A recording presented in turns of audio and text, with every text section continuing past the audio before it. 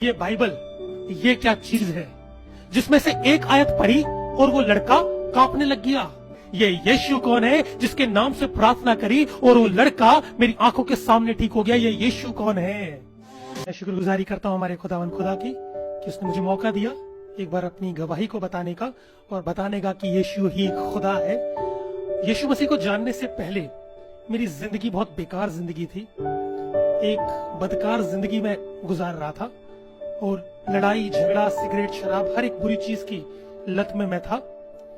और एक दिन ऐसा हुआ कि मुझे अपनी जरूरतों के लिए पैसे की जरूरत थी, लेकिन मेरे पास पैसे नहीं थे।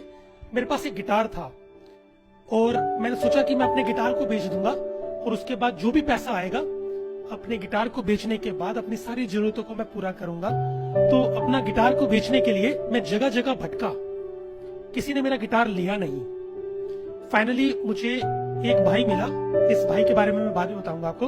एक भाई मिला, इसने कहा वहां पे चर्च है, वहां चले जाओ, वो लोग आपका गिटार खरीद लेंगे। मैंने कहा ठीक है। तो मैं जब चर्च में पहुंचा तो वहां पे एक पास्टर से मैंने मुलाकात करी और मैंने पास्टर से कहा कि मुझे अपना गिटार बेचना है, क्या आप मेरा गिटार खरीदेंगे? तो पास्टर ने कहा ठीक है राहुल, हम आपका गिटार खरीद लेंगे, लेकिन मेरे पास अभी पैसे नहीं है। एक काम करो, अपना गिटार यहाँ छोड़ जाओ और संडे को हमारे यहाँ पे एक छोटा सा प्रोग्राम होता है, उस प्रोग्राम को भी देख लेना और अपने पैसे भी ले जाना। तो मैं संडे को चर्च के गया अपने गिटार के पैसे लेने के लिए।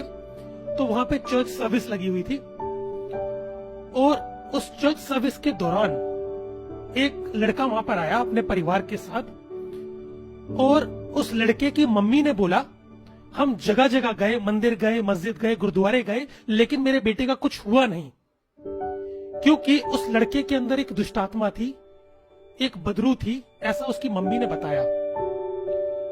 तो जो पास्टर थे उन्होंने कहा आपका बेटा बिल्कुल ठीक हो जाएगा, लेकिन शर्त यह है आपको प्रभु यीशु मसीह को धन्यवाद कहना पड़ेगा आपके बेटे के ठीक हो जाने के बाद। मैं वहीं पीछे खड़ा हुआ था और मैं कहता सब बकवास की बात है, कुछ नहीं होता, सब ड्रामेबाजी है, अभी थोड़ी देर में बोल देंगे जादू टोना चला नहीं, आप बाद में आ जाना।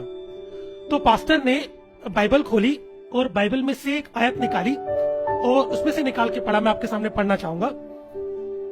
उसमें कुछ इस तरह से लिखा है, पहला कुरिन्थियों 3:16 में, क्या तुम नहीं जानते कि तुम खुदा का मकदस हो और खुदा का पाक रूह तुम में बसता है, और जो कोई खुदा के मकदस को तबाह करेगा खुदा का पाक रूह उसे तबाह करेगा, क्योंकि खुदा का मकदस पाक है और वह तुम हो। जैसे ये बात बोली वो लड़का जिसके अंदर दुष्टात्मा थी वो कांपने लग गया। उसके ऊपर हाथ रखा, प्रार्थना करी, वो लड़का मेरी आंखों के सामने ठीक हो गया। मेरे जहन में 3 सवाल आए। पहला सवाल कि ये किताब, ये बाइबल, ये क्या चीज है जिसमें से एक आयत पढ़ी और वो लड़का कांपने लग गया। दूसरा मेरे जहन में सवाल आया कि ये यीशु कौन है?